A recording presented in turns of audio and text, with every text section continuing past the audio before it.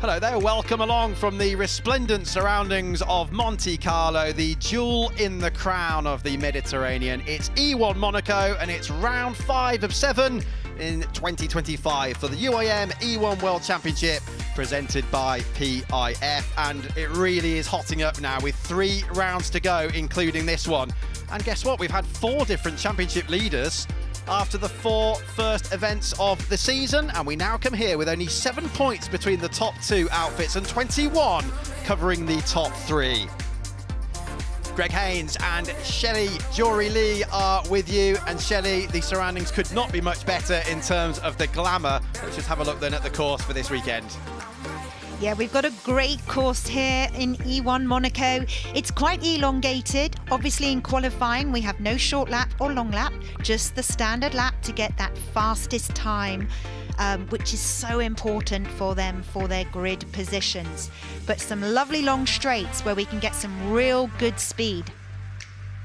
Yes, 1.3 kilometres in total on this anti-clockwise layout.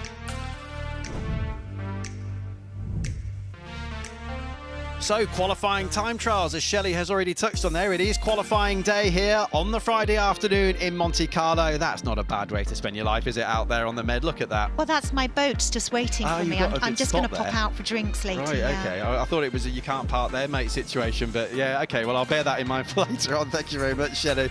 But yes, as you say, it is qualifying day. We've got points handed out later on for the qualifying races, but first we need to determine the order and the lane position for those qualifying races. So coming up very, very soon indeed, we have the qualifying time trials, the field of 9 teams with 1 female pilot and 1 male pilot each have been split up into 2 different groups according to their championship positions after the latest event at Lago Maggiore in Italy 3 weeks ago. Everyone's in what's called the milling zone now, and they have to just circle at low speed, as you can see for yourself, in an anti-clockwise configuration, and then they are released into the course that Shelley's just been describing to you of 1.3 kilometres. No short or long laps today, that comes tomorrow.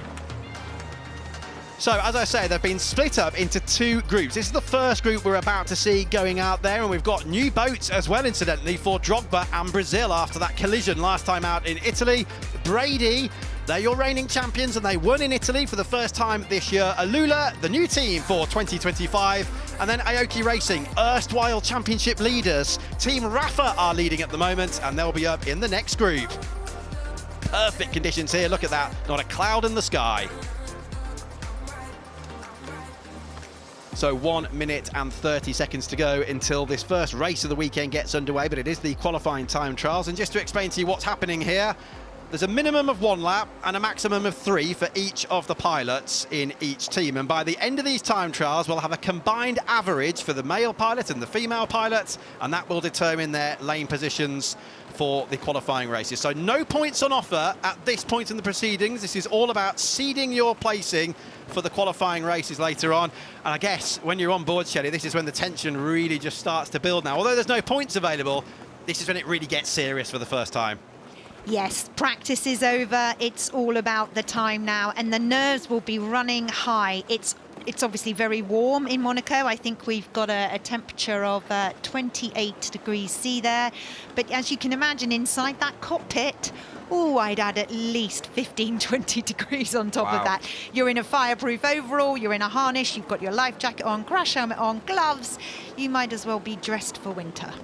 Wow, okay, so it really is quite uncomfortable. You want to get the hatch open, I'm sure, as soon as you can get back in at the end of your first work here, and all of the pilots have been nominated. They'll have to make actually a crucial pilot choice at the end of these time trials, because they need to already start thinking about the big final tomorrow and which of your pilots, if you get to the final of course, you'd want to be in that particular phase, because it goes A, B, A, B, as Brady then get away on the first of the qualifying time trials here. We're on board then with Brady, the reigning champions, Tom Brady, overseeing the proceedings. And here's our first look this weekend then at the beautifully coloured smart marks here at Monte Carlo. Yes, so the red ones you take as a left-hand corner, as you can see beautifully now displayed on our screen, and the yellow ones is a right-hand turn for them. So I think here Sam will just be on a steady warm-up lap in inverted commas. They've all been out there practicing all afternoon, or all morning, sorry, but now it's just, let's see what the conditions are out here now, let me get settled, and then he'll go for a flying lap, probably maybe straight away, or he may not like the conditions and come back in for a bit. Sam Coleman, the highly propelled Welshman, they had a great victory, didn't they? It was nice to see the reigning champions winning for the first time this season at Lago Maggiore in Italy. 3 weeks ago, that was our only freshwater round of the season. We're back on the saltwater, and that has a big bearing as well, as I'm sure we'll discuss a lot through the course of this event.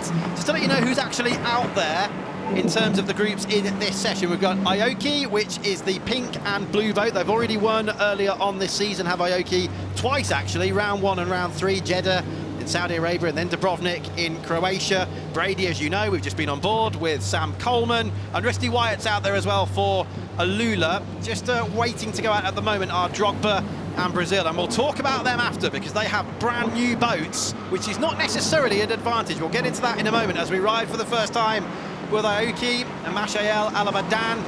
Now, without sounding too harsh, Eddie, it was a very tricky outing, wasn't it, for Mashael last time out? She had a jump start in one of the races and actually went the wrong way on the course in another one as well with the confusion. And I suppose it's fair to say that's where communication with the team back at base is so vital as well. And there was quite a few questionable moments for various teams last time out, with people making mistakes and perhaps not the team communication they needed. Yeah, it was a shame for Mashael. I did really feel for her. She would have been so angry with her performance. She's very competitive, and she's usually right in there, but she did make quite a big error by taking the short lap and then going wrong after it, which the team obviously, you know, they didn't know she was going to do it. They couldn't call it for her, but let's hope she's recovered well, put it behind her, and is going to do a good job this weekend. Yeah, and you touched on the fact that Sam Coleman might just take it easy on the initial run, and that's exactly what he's done, because their best time of practice earlier on was a 1:22.9. Their current best time is a 1:23.7. And just for the record, the best of the day so far, and of course this will continue to improve as long as the weather is okay, best of the day so far is a 1:22.4, when Rafa were half a second quicker than the rest of the field, but it's only practice, so we're not going to get too excited too soon. The Aoki boat there with the Dragon. Danny Kloss put a lovely video on their social media with his son, Danny Jr., last time out. And you can see long laps being trialled as well now. Yeah, I'm not sure whether Aoki may have a small problem. They are going very slowly, and they've sort of come off the course there, or whether... No, I think they're just actually going back to the milling area and waiting to do a sort of top fast lap in a moment.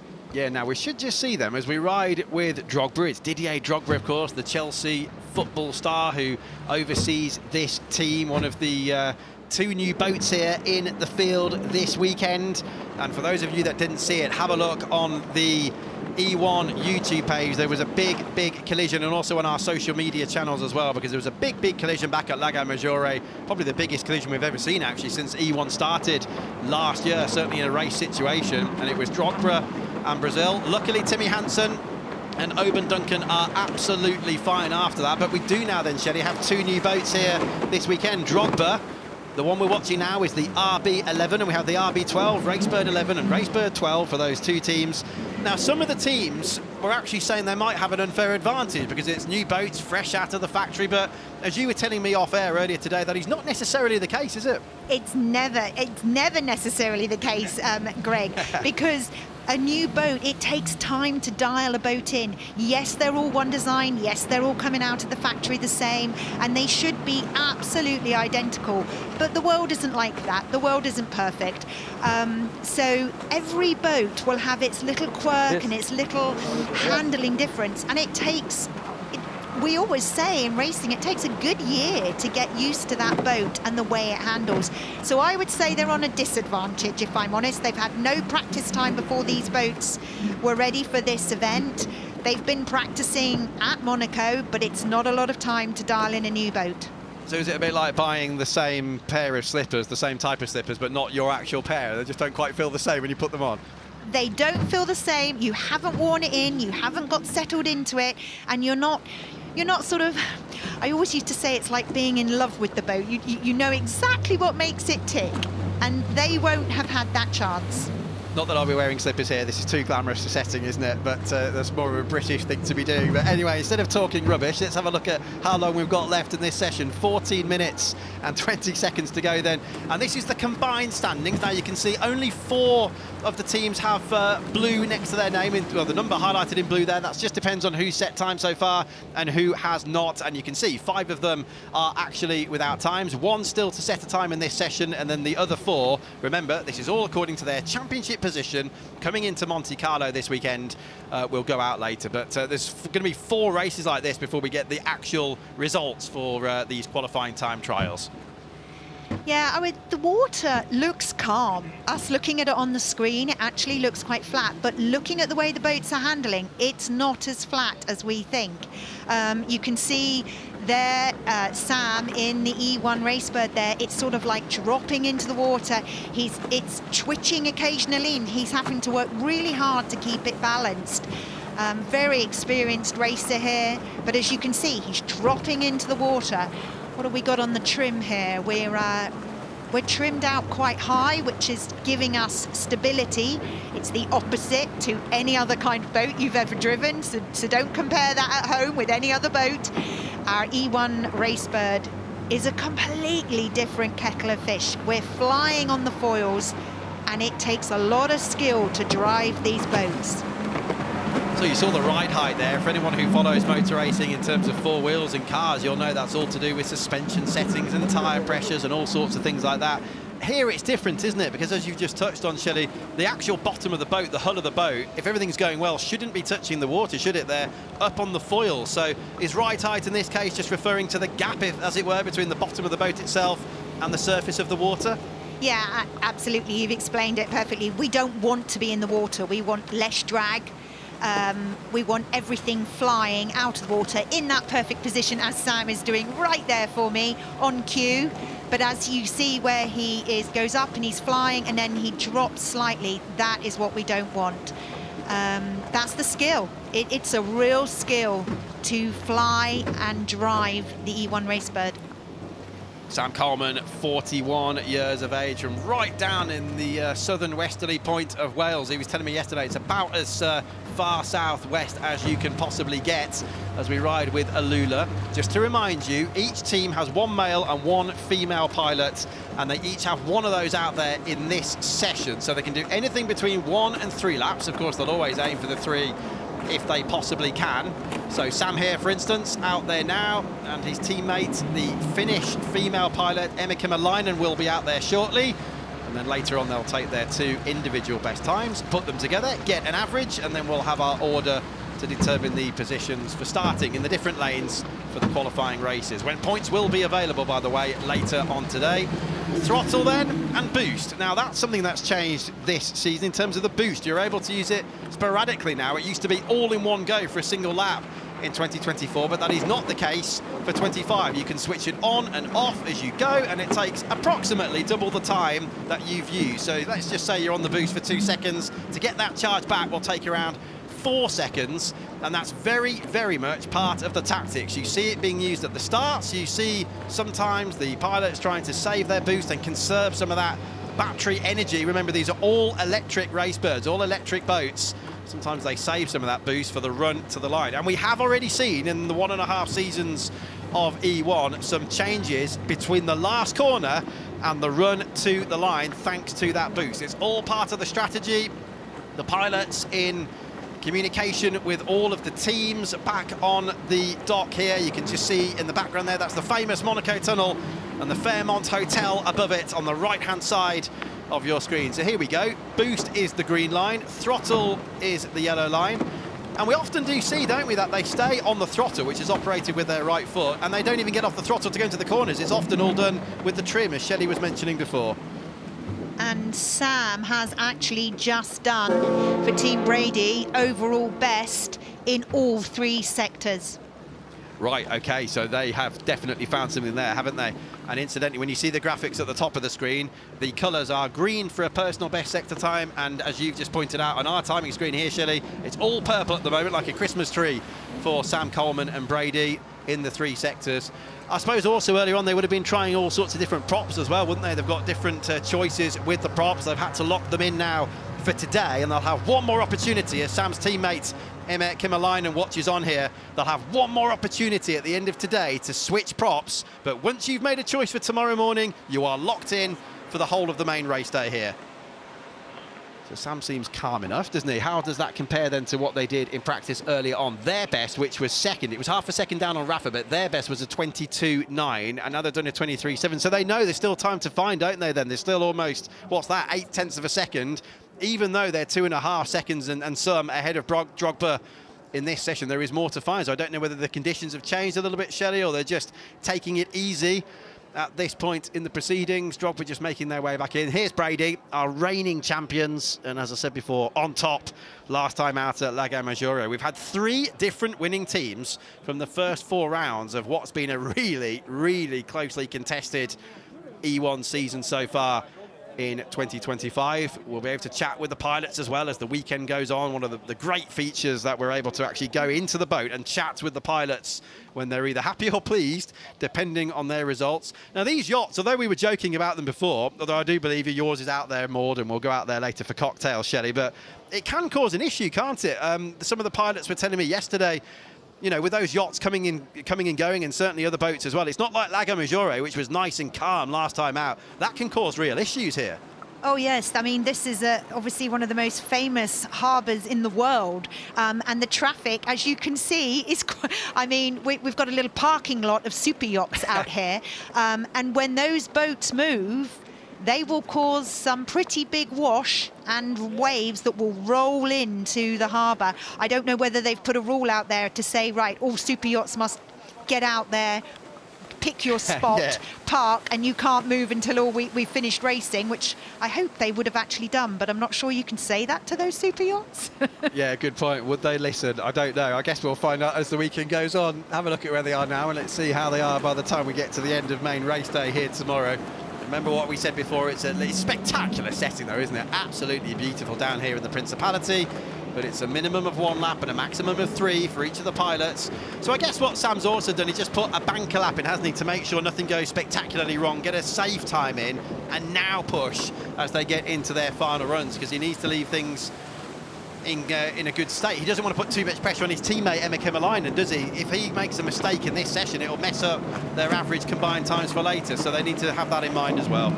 From now on, every single lap that every single boat or pilot does is crucial for the end result. It's all to play for now. We're up and we're racing. He hasn't actually done a better sector 1 there. I think that lap he just did before at 1:27 was definitely his best. So he knows he's got it in the bag. But I would say that Drogba are only 2 seconds, 1.5 seconds behind him actually. So it's still all to play for. So I think Sam needs to try a little bit harder.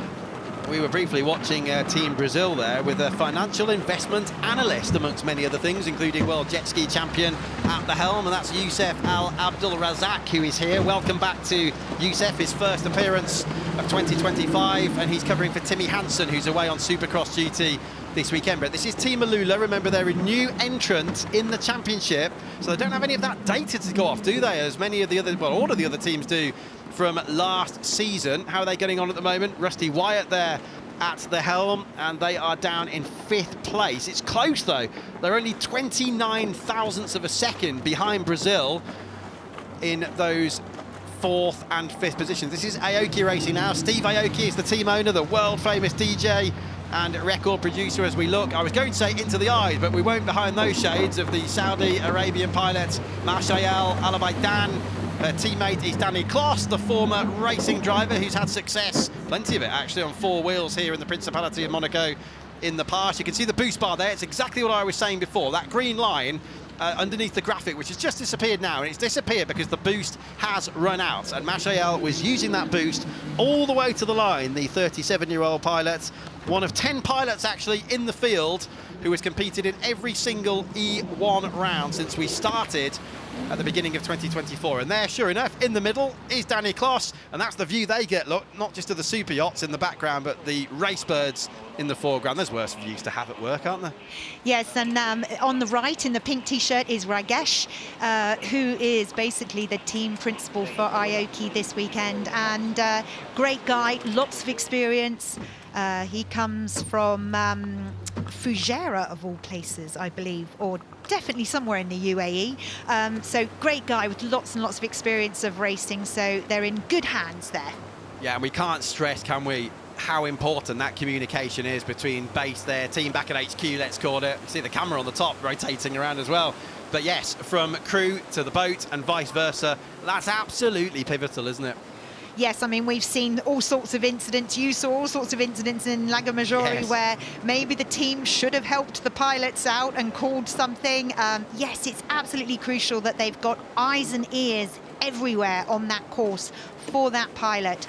Because, yes, they have a great visibility out the front, but, you know, they can't really see much behind. We've had the wing mirrors added to the boats this time, added to the E1 race boats, which was, I think, bought in due to the incident we had with Drogba and Brazil in the last race.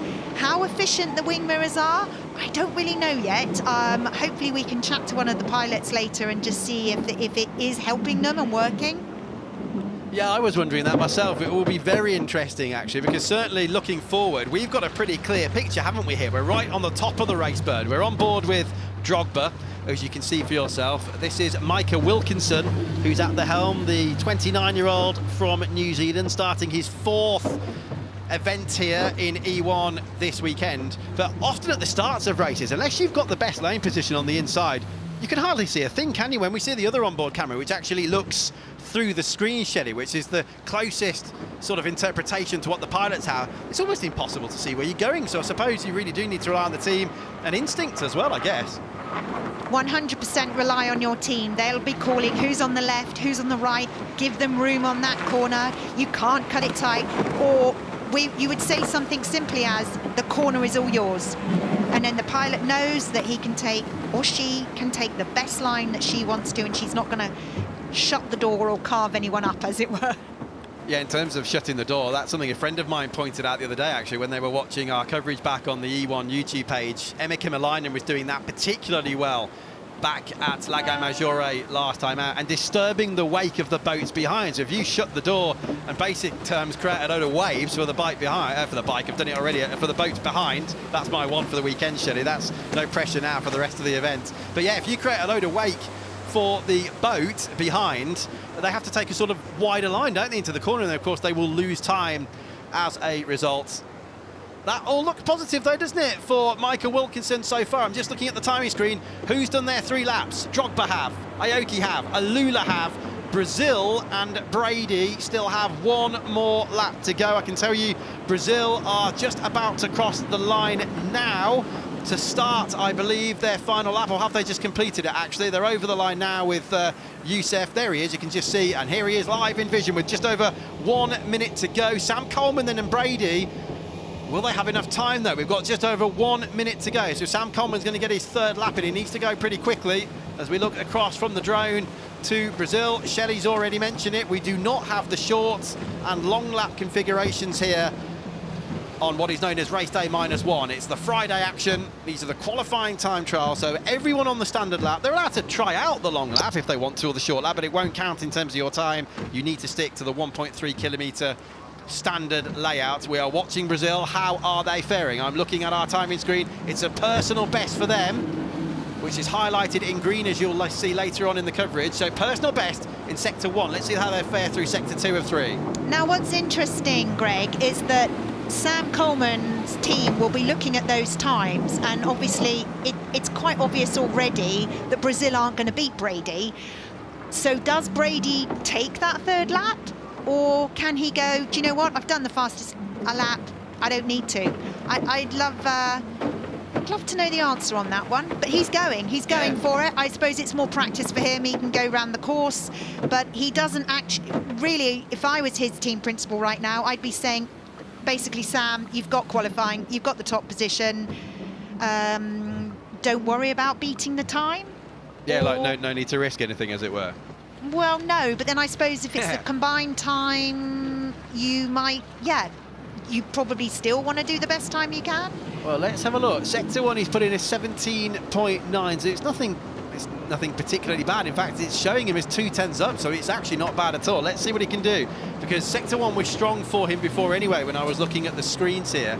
So it's going to be this next 2/3 of this lap that are going to decide it for Sam Coleman. And as you so rightly say, of course, we need to bear in mind those combined times when his teammates, Kemalainen's out there. There's a little bit of information there coming in hot off the press from the data hub. Team Brady, fastest in qualifying time trials. That's what we're watching right now in Jeddah. That was way back at round 1 in January. We then went to Doha and Dubrovnik and Maggiore, as we said before, last time out. Now that looked a little bit unstable with the big bumps, didn't it? But we're about to find out how much time, if any, it's lost him. Over the line he comes up. The boost bar is making its way down. Over the line goes Sam Coleman on a 1:23.7. So yeah, he lost a lot of time, didn't he, actually there? 23, yes. So but like you say, Shelley, they're comfortable anyway, aren't they? All is good. He was comfortably there in the top, yes. Emma Kemalainen looking on, thinking, oh, thank you, Sam. You've just made my life a little bit easier for going into the next round.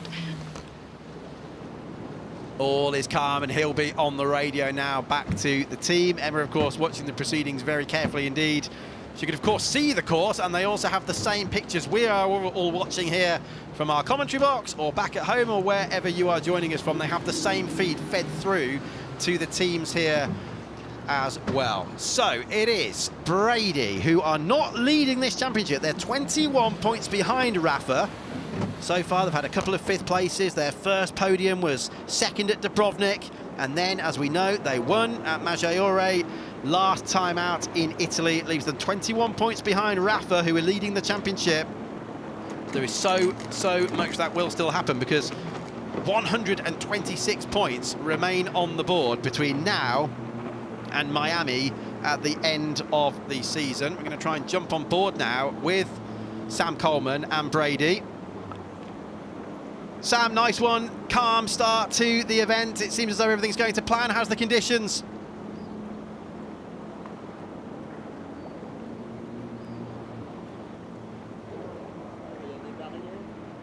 Let's try again. Sam Coleman, are you hearing us? Greg in the commentary box. Conditions seem good. In fact, I think he's chatting with his team, isn't he, at the moment?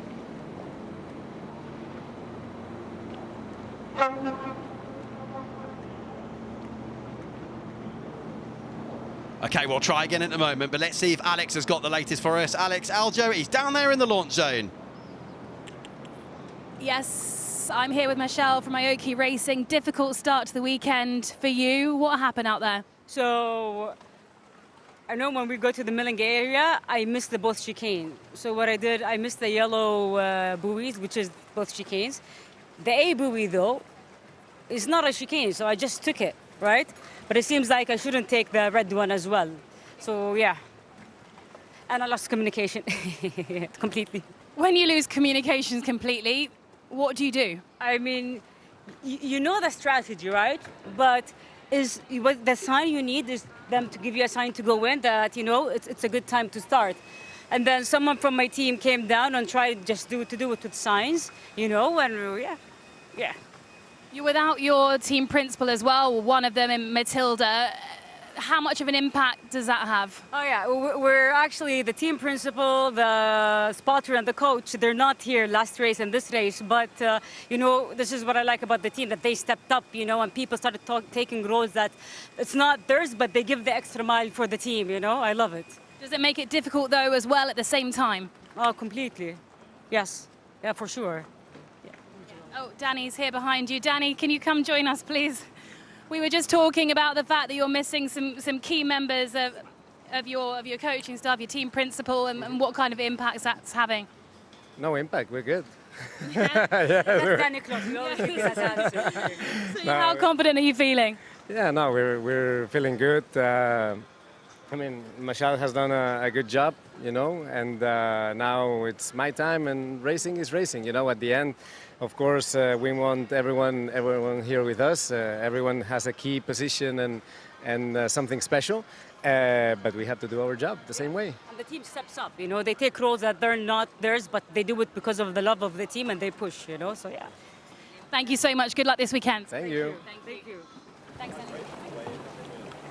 Thank you very much, Alex. Well, that I have to say, Shelley, I mean, it's easy for me to say sat here in the commentary box, but that's perplexion and confusion. I mean, what's going on there with Masha? Some obviously some communication problems. Now, I don't know whether she's referring to technical problems or the fact there's some different personnel, as we heard there from Alex, but getting the wrong course again. Now, we saw that with Michelle last time out at Lago Maggiore. It's surprising it's happened again. Yeah, it is surprising. I mean, they've all been out practicing all morning. They've done the course time and time again. It's not like they've never seen the course. It's not like they have to navigate it for the very first time. I'm not sure. Yes, the fact that you can't talk to your team is very unnerving, but the pilots still know the course route very well. So I'm a little confused on that, if I'm honest. Back to the drawing board then. We saw the two pilots chatting with one another. I guess Michael is extremely keen for Danny not to make the same error there, but fingers crossed and everything else to find out what on earth went on there, and hopefully they can get that sorted out. Okay, we'll head back down to Alex then with all the latest with Sam Coleman, who was fastest in that session. Sam finished top there. How pleased with the start? It's only the first session of the day in time trials, but pretty pleased with the first lap, and it was hard to get anywhere near it afterwards. So kind of knew in the first two sectors whether you were in the ballpark. I think the last lap could have had a bit of potential, but got really out of shape and really messy into the Echo Boys down towards the harbour wall here. There's a lot of water bouncing back off the concrete barriers around here, so making it really messy on entry to the corners, especially this end of the course. So challenging, but happy enough to set a marker. Hopefully Emma can beat it. When you were already top, talk me through that decision to take and go and do another lap. Yeah, so we knew that we had a banker. The plan's always get a banker in on the first one. The first lap's mandatory timed, and then after that, we can try and wait for decent conditions or see how the other boats are getting on and pick our time after that. We tried to go early again, hopefully catch the tail end of the conditions we had before, but it had already got rough. And then we tried again right at the end, and it was still choppy. So I think the whole session was hard, and we just got out well at the start. With the boats coming in and out, is it about luck? Yeah, a little bit. I mean, there's so much traffic out of a busy port like this. As to be expected, we're in Monte Carlo, it's great. So we've got to just keep half an eye on what's going on outside the race course and then half an eye on the race course, and it means it's a full team effort from everybody in mission control too. You are the reigning champions here in Monaco. You won in Lago Maggiore.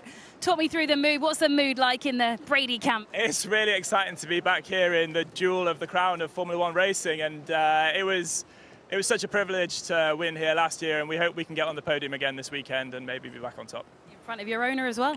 Yeah, there's a few owners here this weekend, so we got some pressure on. But yeah, it's always great when Tom comes, brings positive energy, and looking forward to seeing him in a minute. Sam, thank you. Thank you very much. Thanks very much, Alex. I love your pronunciation of Lago Maggiore as well, which is far better than anything I could do. But yeah, 7, I believe, of the team owners are going to be here at, I nearly said Lago Maggiore, but here at Monte Carlo this weekend. But as we know, then it's Brady leading the way. But as Sam so rightly said to Alex there, that's only the first run. Interesting that he pointed out that there's quite a lot of waves bouncing back in there off the harbour walls. Drogba, Aoki, Brazil, and Alula, the rookie team for this season, completing your top 5. This is very, very early doors in the proceedings here. Just about picking up, that's making things tricky for them. These massive yachts as well, these super yachts of the rich and famous here at Monte Carlo, as Sam also touched on there, do create issues. We were at Lago Maggiore in Italy last time out, and it was very, very calm indeed. And this is now the moment when those pilots who we've just seen, those teams now have a short pause because we've had 5 out there, and according to championship positions, they've been split up into groups. So 4 teams are still yet to go out for their initial run in these qualifying time trials. And then once this is done, we go through the whole thing again, but with the other pilots from each team. They've decided which pilot's going to go first and who is going to go second. So in our next quartet this time, 4 coming up, we will also have our championship leaders, Rafa, who won at Doha at round 2, a couple of other podiums, and then a 4th place. So very, very consistent to lead this championship at the moment on 125 points ahead of their qualifying time trial, their first race here at Monte Carlo.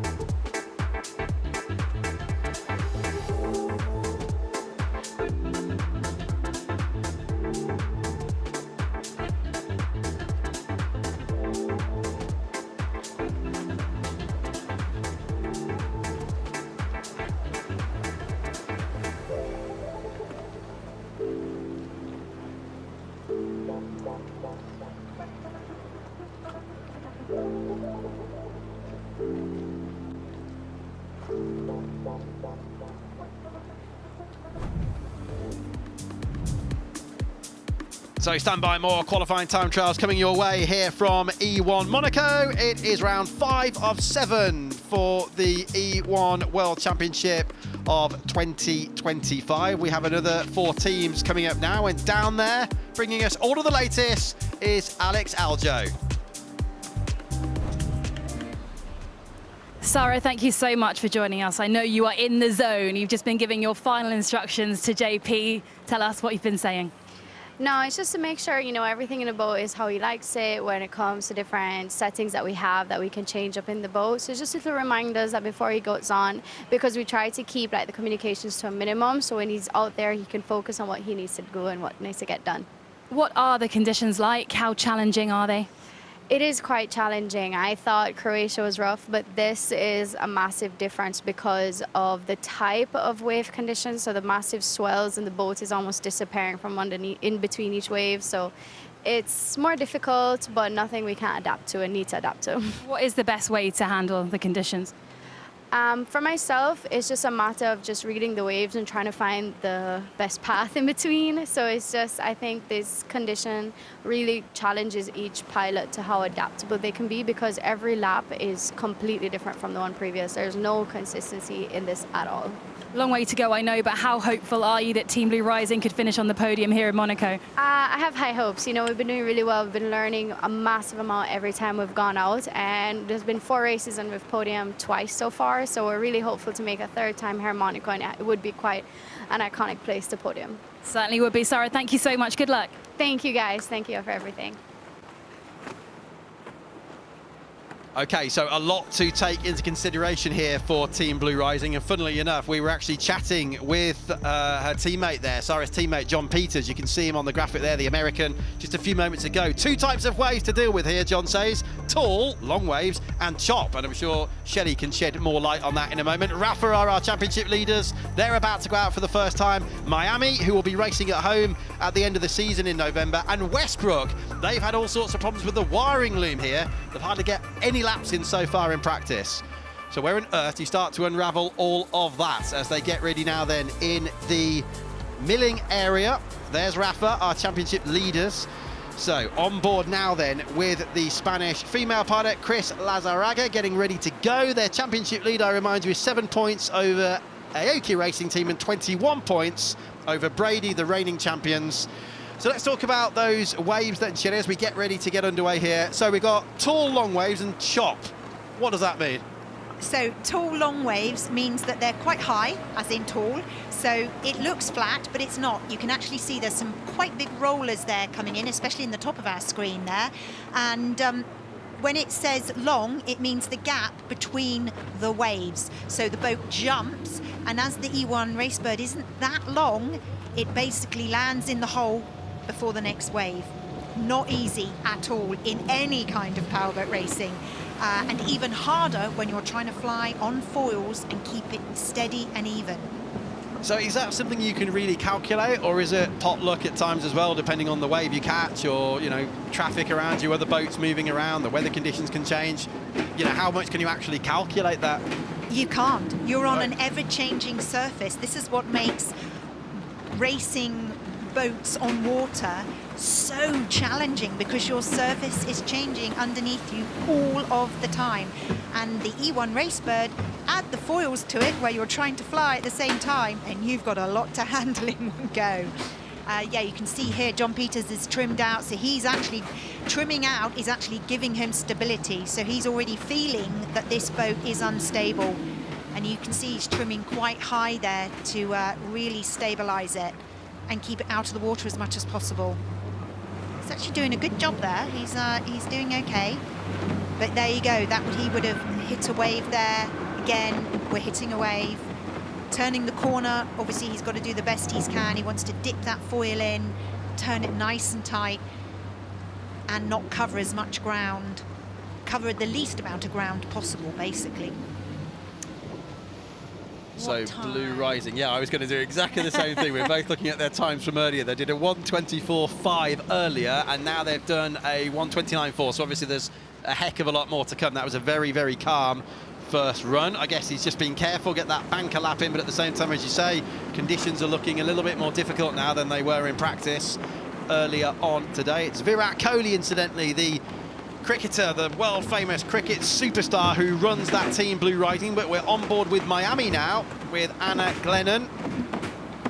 Yeah, you can hear how bumpy it is, can't you, from the onboard camera, Shelley? They're really, really being bashed about in the cockpits at the moment. It's definitely changed, Greg, out there. And I would say it's actually changed in this session from the previous session. Maybe we've lost some of the super yachts. Maybe they've gone in and they have sort of disrupted the water in the harbour there. We did see them coming in just now, so everything has got a little bit choppier out there, which is really unfortunate, but that's racing for you.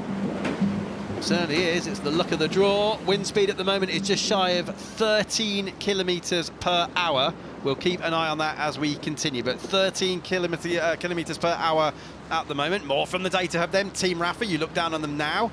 They are, as I say, leading the championship. Fastest in qualifying time trials at the last 3 races. So that does bode well, and that's Doha in Qatar, Dubrovnik in Croatia, and Lago Maggiore in Italy, the first time we'd been there last time out. Now, Westbrook chatting with the team before they got going, and this really is an uphill struggle, Shelley, because they've had all sorts of electrical gremlins. This is not one of the new boats, ironically, either. They've had problems with the wiring loom. I don't know whether that's to do with the conditions and things being bashed about inside the race bird, but Price you're watching now, Sarah Price, the American pilot. She's had minimal laps, we've been told, and her teammates, who will be out in a short while, Lucas Ordóñez, the Spanish car racer, he's had no lappery at all in all of practice. So they are up against it here, Westbrook, who have a top 5 position at the moment in the championship. Saying that, she's just done an overall best in the first sector. So well done, Sarah Price. Yes, they've had a dreadful morning. They've had lots of problems. They've had to replace electrical looms and all sorts in the boat. So very little practice time for both of them out there on the water. So well done, Sarah, for doing a first sector with an overall best. It's not hindering her, that's for sure. Certainly isn't. You can see the colours we talked about at the top of the screen. That's a perfect example there.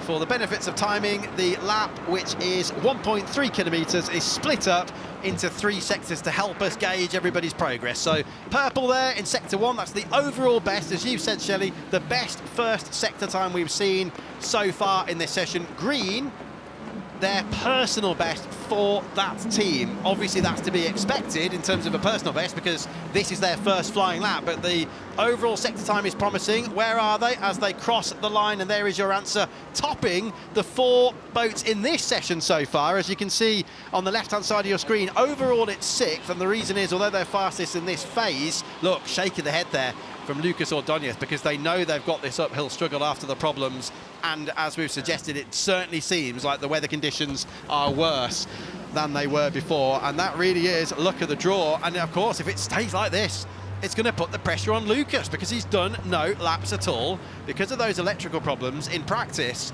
earlier on. So A, you've got no laps, you're going out there blind to an extent, and your teammate has had a struggle. So when you come to the combined times and the averages later, that does not put Westbrook in a very good position for the qualifying races later on today. As we now look down then on Chris Lazaraga and your championship leaders for E1 in 2025. This is Team Rafa. As you can see, Greg, the times are actually considerably slower from everybody in this practice session. The conditions have definitely changed. I think we can even visually see it on the water there. We're staying on board here with Chris Lazaraga. Let's see what she's got. Yeah, I would trim out a little bit more, Chris, if I was you, and get some stability with that boat. She's landing heavily into the waves there. I would trim up a bit. I want a 1+ something on your trim if we can. Give you a little bit more stability. What have we got there? We've got on the boost, full throttle, RPM are good, steering angle all good. So she is now trimming up. There she goes. Yeah, she could hear me. That's it. Trim up a little bit, and let's get some stability in that bird for you. Nice that Chris Lazaraga then obviously listening into the commentary, the dulcet tones of Shelley Jury-Lee there as she makes their way around. We're joking, obviously, but 32 years of age, from Madrid, the Spanish capital, professional jet ski racer as well, and the first Spanish woman to become European jet cross champion, Chris, back in 2019.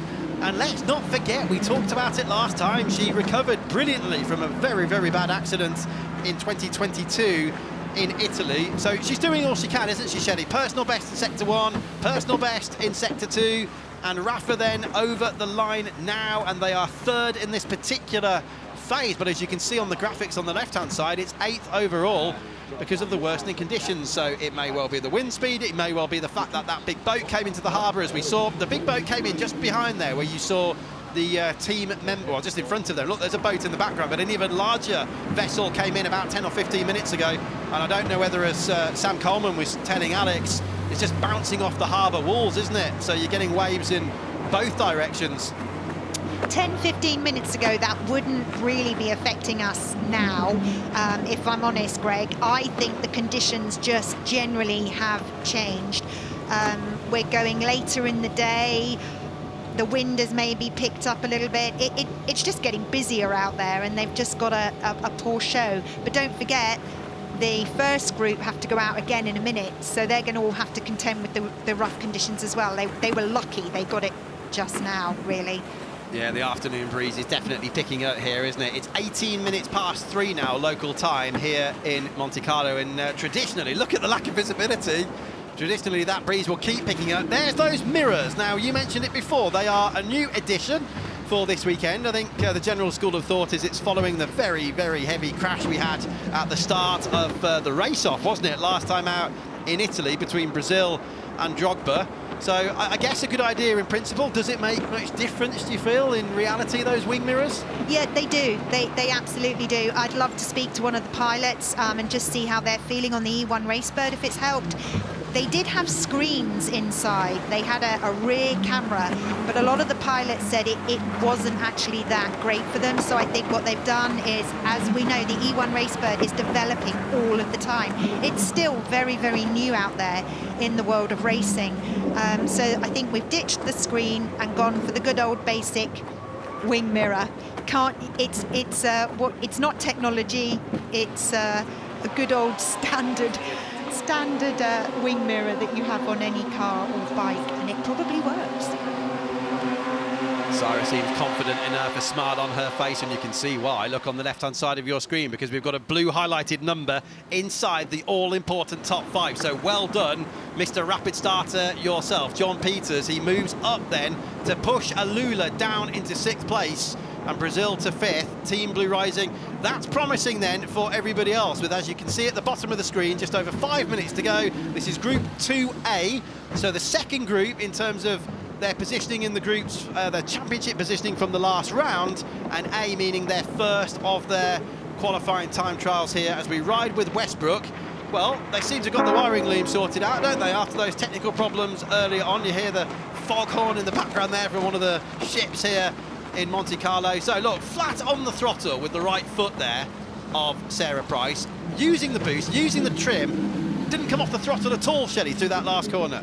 That's exactly the way you want to do it. You never want to come off the throttle in these E1 Racebirds. I've spoken to many of the pilots, and they've said it's literally foot to the metal all of the way round, and they're controlling and balancing the boat with the trim. That's where it all comes into it, where they're trimming out to give it a little bit of stability on the foils as they go into the corner. No one ever backs off. Okay, are we going to see any changes then? That's the big question in the last 4 minutes. This isn't just about yourself. This is about trying to put as little pressure as possible on your teammate for when you get the combined times later on. But Miami, fortunately, I'm afraid to say, with Anna Glennon on board at the moment, due to the conditions, I think you can see quite a lot of water actually coming into the cockpit. That's not a safety concern, but it just happens sometimes when the conditions are like this. Look, no foiling at all here for Miami. 24 seconds down in the middle sector alone, so something's gone all awry and amiss here for Miami with less than 4 minutes to go in the first qualifying time trial group. Look at the shake of the head from Anna Glennon. This must be a horrible feeling. There is nothing she can do, and with so little time left on the clock, is this going to mean, I'm sure it will, that they're going to be at the bottom of the classification? Any foiling going on now? When I say is there any foiling going on now, we should be seeing the boat up on the foils, those big wings underneath, not on the bottom of the boat itself. No, they're still running on the hull, aren't they, there?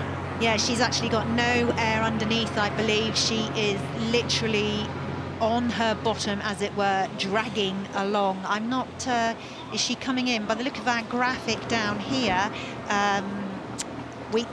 our public can't see it, but we have a graphic just to show us where all of the boats are in our control room here. I think she's going in. She's coming off the race course and she's going in. So I wonder what the problem is there. Yeah, I don't know whether the team have got any data they can look at. I mean, all feeling a bit helpless, I would imagine, at the moment. They'll obviously be in radio communication as we now look at Rafa.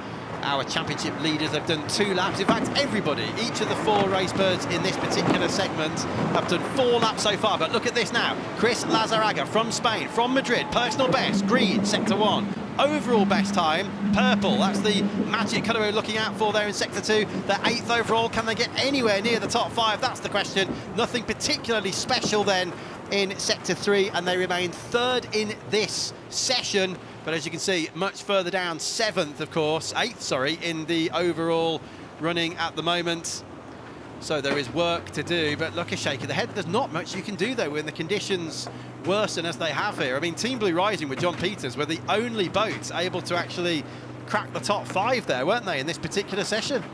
I have to say that was one hell of a lap by Team Blue Rising and John Peters to come out into this second session with a little bit rougher conditions and to get up into that top 5. That was some good racing by him there.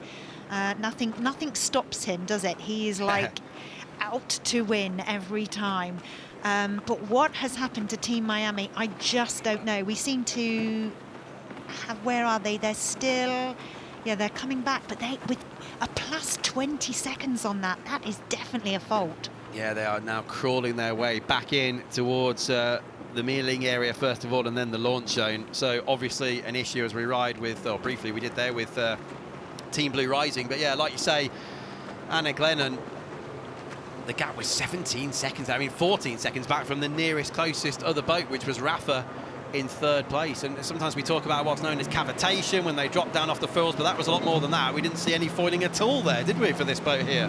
No, we have heard that Anna Glennon is on the team radio asking for settings from her team in mission control. I'm not quite sure what that means.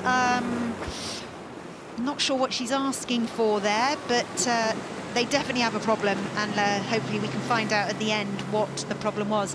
What I'm interested in to see is that we've got very little time left, and we've got 3 boats that all need to do a 3rd lap. It's going to be busy out there. Yeah, good point, very good point, because Miami, as we know, have their problems. So we're on board now then with Blue Rising, and it's that proverbial moving goalpost for everybody else, because John Peters, who we know is a rapid starter, is going well here for single lap pace as well. We'll get the readings up. You can see at the top of the screen, sector 1 was okay, not spectacular, but certainly by no means bad. Look, he's 1.4 inside at the moment when you see the projected time for the end of the lap. So let's see how this pans out over sectors 2 and 3. He's now coming around the back of the course, and it's looking good. Look, he's almost 1.5 up, 1.4 up at the moment. Reading for sector 2 coming up any moment now then for the American. Look at that. That's the best second sector we've seen. That's why it's gone purple. 8.1 inside now. This is looking much, much better then for Team Blue Rising. The wind speed is the same. I'm looking at our screens here. Just shy of 13 kilometres an hour. Trying to keep that boat as smooth as possible. Up on the foils, using the trim. Exactly what the American wants to do. Celebrated his birthday, incidentally, on the Sunday as he was heading home. He actually went to Mallorca for a few days after Lago Maggiore. Look at that. That's great stuff. That's fastest in this session. And not just that, Shelley, but second in the combined time so far. That was an excellent run from Team Blue Rising and John Peters. 100%. I mean, that's incredible. That really is incredible. And you can see how well he's done in comparison to the rest of the people in this sector, in this section. I'm not sure, but I think Team Miami may have just missed a mark. According to my graphics, it went on the inside of Mark A, and I thought I saw them go on the inside of Mark A, but I'm not the race director and I'm not going to call it. I'm just maybe. Yeah, well, here they are. They're trying to find some time, aren't they? After those problems, they seem to be okay, but John Peters is certainly the man who's making the running at the moment with an absolutely incredible run there. There's Miami over the line. John Peters then from Team Blue Rising. That was a good run. You seem to be the only one who's actually found some time there. How did you do that? It's either because I'm extremely good looking or I'm really lucky, and either way I'm okay with. Over. Thanks very much, John. I'll let Shelley be the judge of that. Thank you. Shelley, what's the verdict? I think you're just lucky. Well, there he is. That was a great, great run from John. He knows he did a great job there, though, didn't he? He didn't seem surprised, did he? I mean, we're quite surprised that he's managed to do what he did. unless everyone else is underperforming and they've just had a good run. But you have to feel, judging by the reaction of the team, even they're surprised, aren't they, at that one? Nothing to do with you, John, but even they're surprised that in those conditions they found that time. They did find that time, and I mean, you just can't take it away from them. That was incredible. A great run by John Peters there, and yeah, I'll give it to you. You're quite good looking and you're quite a good racer. I hope he watches this back later to hear your official confirmation of his speculation there. But maybe it's that few days he had for his birthday when he went over to Mallorca. I don't know what he was consuming or what sort of partying he was doing, but he's obviously had something good for breakfast here in Monaco this morning, and John is absolutely flying to go fastest. I mean, just to put that into perspective, he was the best part of 3 seconds quicker than Sarah Price and Westbrook, who were second in this session. And they've overcome their problems of earlier on. So Sarah Price, who we can jump on board with now, has done a very good job there indeed. Sarah, congratulations, because you had those problems with the wiring loom, no laps almost in practice. Well done, great recovery. Thank you guys. Yeah, that was a bummer to not get practice, and so I'm glad we can get out there and have a decent time, but boy, the conditions are pretty rough, and I know they're a little bit better during the morning time, so the earlier you get out there, the better it is. Guessing, you know, we're in a session that's going to be a little bit rougher and slower times.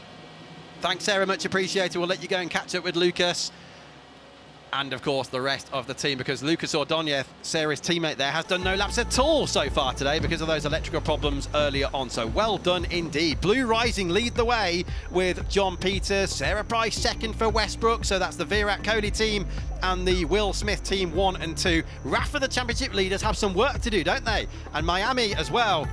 Let's just hope that Eric Stark this week can get out without any problems, because they weren't even up on the foils there. So let's hope whatever that problem was does not come back to haunt them when Stark gets out there shortly.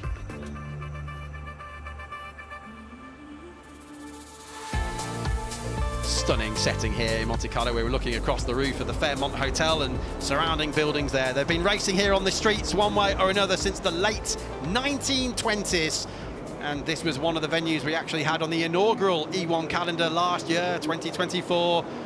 And this certainly would create some wake. And as you've probably gathered yourself, they're only allowed in and out these massive multi-million euro super yachts when the E1 sessions have ended. So if you like, a bit of a sort of virtual traffic light system at the moment here into the world famous Port Hercule here in Monte Carlo. And like I say, we are back on salt water. We only had one freshwater round actually this year, and that was Lago Maggiore in Italy last time out. As we look at Team Miami now, powered by Magnus, it's Mark Anthony who is the team owner there, and we will have a selection of those team owners coming here to Monte Carlo, very much including Mark Anthony, to take in the hospitality and the scenery, and of course, by no means, last but no means least, E1 action with the race birds just making their way back in now then to the launch zone, which is where they just secure the boats. They'll have the pilot switch in a bit. Up goes the hatch and out gets the pilot. But what on earth, I wonder there, Shelley, was going on? Because I can't remember earlier on this year, certainly if my memory serves me right, a problem quite like that when you can't get up on the foils for such a prolonged period. So no wonder they're having quite a lengthy discussion already. No, and she asked for settings back to her mission control team. She was asking for settings, so I'm not quite sure what that means. You never know. If we're lucky, our presenter on the ground, Alex, might be able to find out for us what's going on. But yeah, it just seemed that she didn't have enough power to get up and onto the foils. She was just stuck in the water. Answer a couple of questions. Thank you. Yeah, Anna's Right, well, your wish is your you. command there is, Alex. She's in position, getting ready to chat then with Miami to find out what on earth was going on there. It's okay, leave it. Anna, really disappointing start for you. What happened out there? I'm not 100% certain, but as you guys have probably noticed, we've been struggling throughout the season. You know, we're dealing with some mechanical things that I don't really think are the team's fault. You know, I think that we have a really good team, and I think it's just the nature of this championship. You know, it's just the nature of testing new technology, and sometimes you have a good day, and unfortunately we've been having a lot of bad days lately. So I went first to kind of test some things out to try and kind of band-aid the situation that we're dealing with, and obviously it didn't work. So we'll have a debrief, and we'll send Eric out with some better information, and hopefully it'll get better from there. When you were asking for settings, what does that mean? Can you explain it to us? I don't want to get into the details too far, but, you know, with what we're dealing with, we're kind of having to run things differently than what is natural in the boat. So we're kind of putting a Band-Aid on something right now, and we'll see what works. But yeah, the team's doing everything they can, and, you know, I think we'll regroup and give Eric some good information, and he'll do better. There was water coming into the cockpit as well at one point. Just how tough is that for you to deal with? The water doesn't really bother me, to be honest. It's a lot nicer than driving a jet ski, I can tell you that much. But I think at the end of the day, I'm just focused on what's in front of me. So, you know, when that happens, you know, bouncing around on the settings a little bit to try and compensate and pull the boat out of it. But yeah, the water doesn't bother me that much. How are you feeling, though, in general? To be honest, at this point, it's like the only way we can go is up, right? So, you know, the team, I have faith in the team. I know they're working on it. So we're just going to keep pushing as hard as we can. And, you know, Mark Anthony always says, keep fighting. And that's all we can do. Absolutely. Anna, thank you so much. All the best. Yeah, absolutely. Thank you. Thanks, Anna. Yeah, thanks, Anna, and thanks very much for that, Alex. Some great questions there to find out what is actually going on. And I feel Anna was putting a brave face on that, Shelley. I think there is some frustration creeping in, but you can't blame her, can you? No, that definitely was not our normal, full of life Anna Glennon. She is not happy.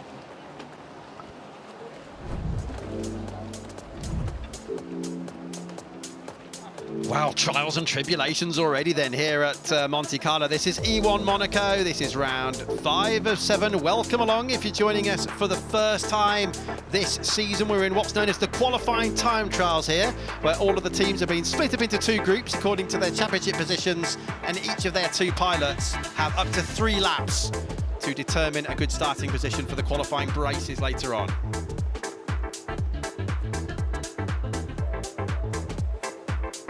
So 45 seconds and counting until the next 20 minutes gets underway. And now we go back to the teams we saw earlier, but with their other pilots. So Drogba, Brazil, they both have new boats after their collision in Italy.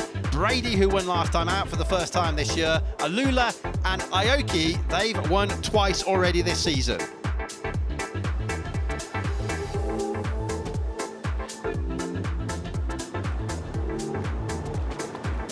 So Shelley, Jury Lee, this is a different sort of dynamic now, isn't it? As the clock counts down, you can see there's 10 seconds at the bottom of your screen as Brady power their way towards the line here on the anti-clockwise 1.3 kilometre layout at Monte Carlo.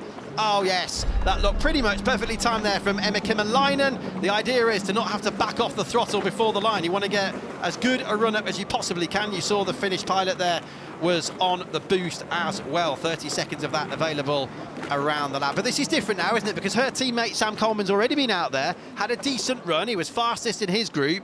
So I guess that takes a little bit of pressure, doesn't it, off Emma, knowing there's a very good strong run already there, ready for when they take the combined average at the end of this session.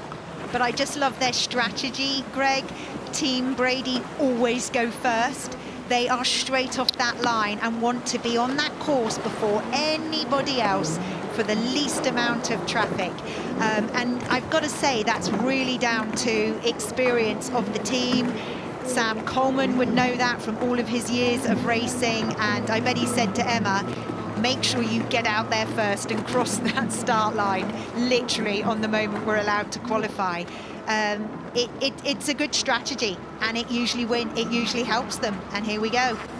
And Emma really is Miss Adaptation as well. She's got a birthday coming up, incidentally, on just before, yes, Tuesday, isn't it, Nick? No, I'm sorry, she's just had her birthday, my mistake. She's just turned 36 before getting here to Monaco, but I was just about to say she's Miss Adaptation. She's done all sorts of things. As a Finnish racing driver in cars, she's done the W Series, Northern European Formula Ford back in the day in her first season. In fact, 20 years this year since Emma started racing in cars, and now relatively new still to boats, but doing an absolutely spectacular job so far. They really work, as you've just said, so well, don't they, as teammates? And it's not just Tom Brady's leadership as well, but of course it's Joe Sturdy, Ben King, the team principals, everyone involved down there in that effort. This is a different situation. You saw Alula just a second ago with Katie Munnings. They're out there as well, and they're a new team for 2025. But let's see what Brady can do, because the times are looking good as we ride briefly there. That was Alula. This is Alula, Katie Munnings,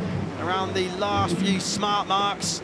The boys, but officially known as smart marks because they're not actually anchored to the bottom of the harbour. They're far more environmentally friendly. They work with GPS And we saw that introduced when E1 began last year. So we look into the eyes of Katie Munnings, the former Extreme E racer. We were actually delighted on the Friday at Lago Maggiore to have her as a guest in the commentary box. Saunders and I last time out 3 weeks ago. This is Drogba. Like Brazil, they have a new boat, and Shelley, you were describing it before, the fact you've got to get everything settled with the new boat, and I think the other teams have calmed down a bit now. They're a bit annoyed, I think, at the start of the weekend that there might be some unfair advantages, but as we've seen, it's actually kind of gone the other way, hasn't it? For now, at least. Well, this is the whole thing about a one design class. Every single boat is the same. It all comes out of the same mould. It's all made the same way. They probably even measure every single little part of the boat to make sure that it complies with all the other boats. But as we said earlier, every little boat has its own quirks, and it takes you a good year to dial it in, get used to it. So I would say they're on a back foot. They're definitely, it's not great to be given new equipment halfway through the season. So we focus on Oban Duncan, the youngest pilot in the field, the teenager, still at just 19 years of age. Shelley, I've got all sorts of questions to ask you about Oban because I know how well you know her, and you've seen her pretty much your whole life, haven't you? So growing and maturing as a person as well as a professional. First of all, as we see, the times are getting very, very quick now, so I will keep a very close eye on that. She's obviously bouncing back from that big incident with Brazil last time out at Lago Maggiore. If you don't mind, I'll come back to you in a second regarding the career and life of Oban, because this is looking very good so far, with a personal best in Sector 1 and an overall best in Sector 2. 3.6 seconds down, but this could still be second place, look, as we come over the line in the combined. Yes, it is exactly that. Drogba goes second there, just shy of 3.5 seconds down on Brady, and bouncing back from that incident in Italy last time out. Psychologically, this is great stuff, isn't it, for the young Scottish pilot? Well, I said to you last night when we were chatting, Oban did have a big bash there. You could see she was shaken from Lago Maggiore when it all happened, but she's one tough cookie and she fights back all the time. And just as I predicted, she's gone out and moved her team into second place, just like that. So I'm proud of her. Well done, Oban. I've been following her career all my life. She was basically a huge fan of mine, bless her, when she was a young child, when I was racing, and I'm proud of her there. Well, what a great response to those very, very difficult situations. Someone else you know well is Marit Stromoy, the Norwegian pilot. She's out there as well. Look at that. After 2 of the 3 sectors, down to the 1,000th. Way less than the time it takes a human being to blink an eye. Identical times as we now look at the Dragon. That is the Aoki Racing Team Racebird. Now, they are stopped at the moment. Now, the crucial thing is, are they actually out on the course itself? Because if they are, I don't think they are they? Shelley's shaking her head, so I think we're okay. Yeah, okay, now I can see they're actually just waiting, so that's good news. I was worried for a second that they might be stopped with a problem, but they're not. Brazil with Stromoy have just moved up into second place. So if you see the graphics on the left-hand side of your screen, the numbers highlighted in blue are the all-important teams that have seen each of their pilots. Remember, it's one male, one female. Each of those who've actually set a time are highlighted in blue, and that's what we need to focus on to be properly classified for the qualifying races later on today. This is the 3rd of the 4 qualifying time trials. So have those conditions improved? The wind speed's the same. It must be calmer though somewhere out there, Shelley, because these times are getting much quicker. I guess they're pushing harder now as well, aren't they? Because they know this is when it really, really matters. I think everyone pushes right from the beginning because it's a combined time of everybody. And I think each pilot doesn't want to let their team down. They want to push all the time. But I have to say, that was an excellent run by Marit Stromoy in Team Brazil. We haven't seen them performing to the level I think they should perform, and I'm really glad to see that maybe this weekend we're going to see some results from them. Here comes Aoki with the pink and blue Dragon. There was a great video actually on their social media with Danny Kloss and his son Danny Jr. explaining what that is. So it's Raijin the Dragon, but in pink. Beware of the pink mythical dragon of the water, were the words of Danny Kloss. He's got the cherry blossom on there and the waves and the clouds. There is a story behind the livery. I don't know about you, Shelley, but it's just something I love actually in motorsport in particular, whether it's boats, bikes, cars, it doesn't matter what it is. each team has their own identity, their own story, don't they? Represented in the colours and the livery, and this is going to be so tight. Look at that. Again, it's down to the 1,000, up into second place then goes Danny Kloss. So with the combined efforts of Mashal Al-Abaidan, the Saudi Arabian earlier, and Danny Kloss now, who we are looking at, they are up into second place. Don't forget, we still have 4 teams who still need to complete their runs with each of their 2 pilots, but this is really hotting up now, and look how close those times are as well. Second, third and fourth particularly tight at the moment. The conditions to me have changed again. I think the last group were just really unlucky. Yeah. They seemed to go out and it seemed to get really busy and choppy, and they seemed to be all over the place. This group again, we seem to be much more in control. Lovely even flying of the E1 Racebird there. You can see, look, they're hardly touching the water. It's basically a poker game out there with the conditions at the moment. Team Alula here, championed by LeBron James, who is expected to be here in Monaco this weekend. Kymmelainen is on a very good run for Brady, incidentally. You can see her time at the top of the screen, but let's have a look at Alula first of all. Personal best for Katie Munnings in 2 and 3 there. When I say 2 and 3, I'm referring to those individual sector times. Katie over the line, 4th in this session then at the moment for Alula. That puts them 5th in the combined times. So we need to keep an eye now for Brady, because Kymmelainen is absolutely flying, and there she is at the bottom of your screen, making her way down towards the end of the second sector. Although it's not personal best in sector 2, she's still just about inside the top time. So what is this going to do? I mean, they're already leading the way anyway. So again, it's that proverbial moving goalpost. 0.6 down now, so it keeps changing all the time as we ride on board. We're coming up to the last corner around the outside of those smart marks. If you were to cut inside, you would not have that lap counted, and if you did that in a race situation, you would almost certainly be disqualified, as we saw with Aoki in one of the races in Italy last time out. Over the line then goes Kymmelainen. Another solid run. Didn't need to find more time because they were already quickest, and the 36-year-old who's already finished on the podium 4 times. And interestingly for Brady, every time they've finished on the podium in an E1 event, which is 4, they've won. So they've actually never stood on the 2nd or 3rd steps. It's always been a win on their 4 podium appearances. We still have 10 minutes to go though, and we still have more laps to come. Let me just bring you up to speed with how many laps they've all done. Brady, Brazil and Alula have done 2. Aoki and Drogba still have more to come here. They've only done 1 so far. As we look across the water now then, at Brazil, one of the 2 new boats, along with Drogba here this weekend. But I think you're right, Shelley, that second group, we're just very unlucky with the conditions. I suppose the only thing we can say is at least it's the same for everybody when it comes to the combined time. So you can only deal with, you can only play the cards you dealt, really, can't you? We're all in the same boat. Oh, I see what you did there. You've been rehearsing that one, haven't you? How long have you been waiting to say that? Oh, yeah. You're going to be feeling so good about that when you go to bed tonight. Okay, so I have a question. When we're looking at our times here, on our chart here, we've got 127.8 with Brady and 127.7 with Aoki. Yes. So should Aoki not be on the top line? Well, let's have a look. I don't know whether that's looking at the combined times. Yeah, maybe. I will check that as well in a moment.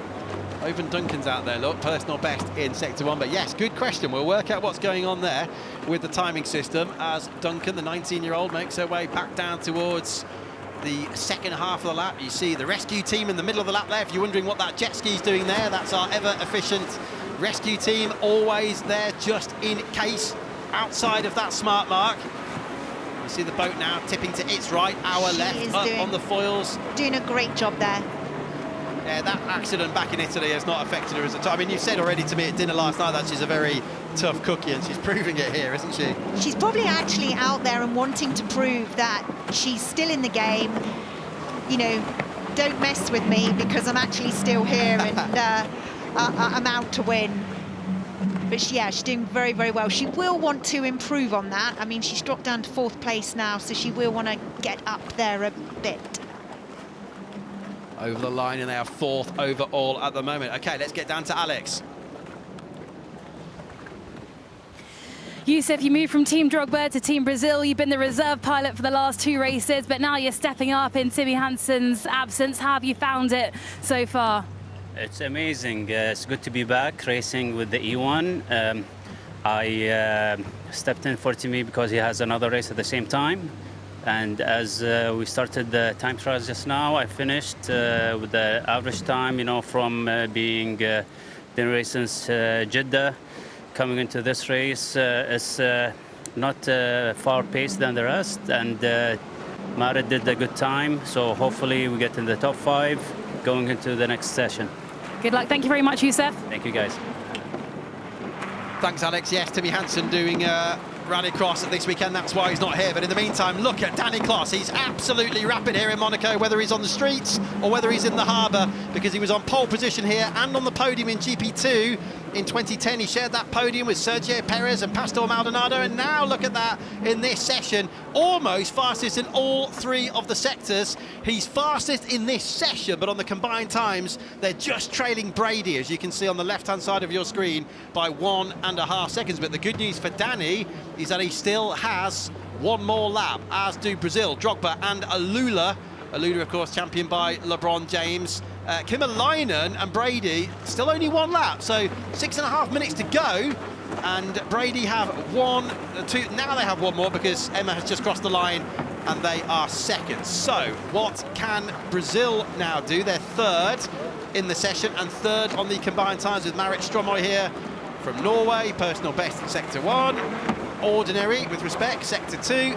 Let's have a look through 3. Conditions seem okay, Shelley. They're not ideal, I don't think, but they're absolutely, well, they're certainly better than what we had earlier on, as we're heading towards the line now. Then with Marit, someone else you know particularly well. Down goes the boost bar, over the line. I don't think we're going to see a change. Well, actually, no, we didn't see a position change, but it was a personal best 3rd sector, so strong into the run there with Marit. But yeah, as I say, you've known Marit Stromoy for quite some time, and another very, very capable competitor. Yes, a very capable F1 racer. She's been racing for many, many years. She's also a professional singer as well. Did you know that? She's a great singer, and I've watched her perform a few times. So, but I'm really glad to see that they've got that Team Brazil boat up and running now, and it basically being competitive. The E1 Racebird for them is really pulling through at last. They've had a bit of a tough season so far. They've never had quite the results they should have had with their experienced racers. So it's always been the Racebird that sort of let them down, but it looks like it's pulling through now. Well, they've done their 3rd lap, so let's see whether that is going to be good enough. They have Steve Curtis, don't they, with them now? Steve switched across to this Team Brazil from Westbrook Racing just before Lago Maggiore last time out. I know you know Steve very much, of course, in the boating world, Shelley, and again, capable would not do it justice. He's extremely successful, and you were telling me over lunch today, one of the few people you'd actually want to share a boat with yourself, so that tells us all we need to know, really. Yeah, there aren't many people who I would allow to throttle for me in a powerboat, but yes, Steve would definitely be one of them. He is 8 times world champion in offshore powerboat racing, and an amazing racer with many years experience with his family from Cougar Racing all those years ago. So yes, team principal now moved over to Team Brazil. Maybe that's why we're seeing the improvement. Everything is being ship-shaped a bit, and they're going to come up through the ranks, which would be great. Now, what about Drogba? We know Didier Drogba and Gabriel Lemaire will be here in Monaco this weekend. 4 minutes to go. So the situation is Brazil have done their 3 laps. The other 4 teams in this session are either just starting or are about to start their last laps with just shy of 4 minutes to go. We are watching Drogba at the moment. Aoki are still fastest, as you can see. Well, you can't see, actually. They're second on the combined times, but Aoki fastest in this session. Now, let's see. Are we going to get any dramatic changes here? Yes, Open Duncan. That's a really good first sector again, isn't it, Shelley? This is what we saw earlier on, and then she lost just a little bit of time. Has grown up on the many locks of Scotland from since she was about 5 or 6 years old, and here she is racing, would you believe it, just a few years later in the glitz and glamour of Monte Carlo, and that is an excellent second sector as well now for Oban Duncan. So this could put a cat amongst the pigeons with their new boat here this weekend. We're on board now then with Team Alula. She is on board with Katie now, who is still also flying it beautifully, but Oban was flying that boat fantastically on the foils there. Good turn there, she digs the foil in, takes the corner nicely. Are we going to have a third sector overall best again? Personal best?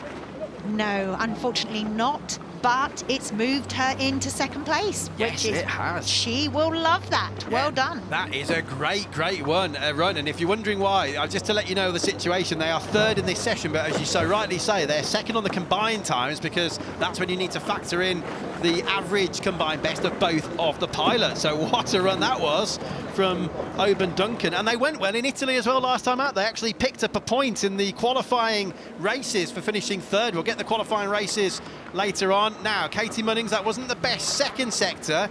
Let's see if Katie can pick up anything. The Londoner down into the last corner now.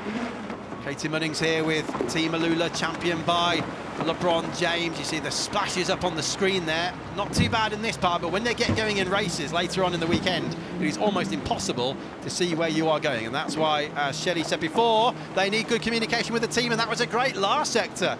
So Katie will want to improve in the second part of the lap, but strong start, even stronger end, and that puts Aluna then now up into fourth place.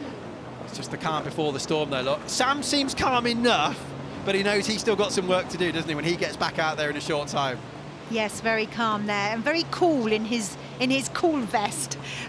Looking cool and hopefully being cool, Sam. But yeah, he wants, oh look, Emma's very calm on board there. I love the way Team Brady, have you noticed, they always go first and always go last? Yes. I'm surprised that no one else has copied their strategy there. You will hear, I can be quite sure that Sam would be on the phone going, hold it back, just wait, go at the last minute, and then we know what we've got to fight for, or whether we've got to fight. Because, as you know, at this point, if Emma is still at the top, she can actually do her third lap without any pressure and not break anything, as that were, bring the boat home. Yeah, you saw the portrait there of a second ago, the team owner, the world famous Tom Brady, National Football League star as well. I know he's involved in British football as well with his say he has there and a few shares in Birmingham City, so very well represented in UK football as well as over stateside. What's the situation then now? We have only two teams left to complete laps, and we're on board with one of them now. This is Aoki. We look across the bow of the Dragon. Danny Kloss at the helm. What's he going to do? First sector's not particularly special for Danny. Can he find anything?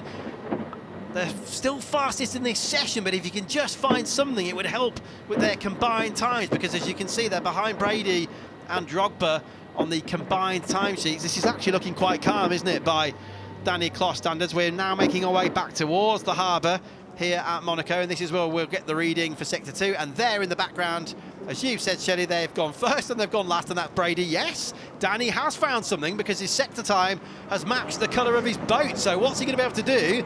Can he even move up towards the top of the combined standings? It all depends on this last sector. On board. Let's see what he's doing. How's it looking? Is it looking stable enough? It doesn't look that stable, does it? Well, we're looking okay.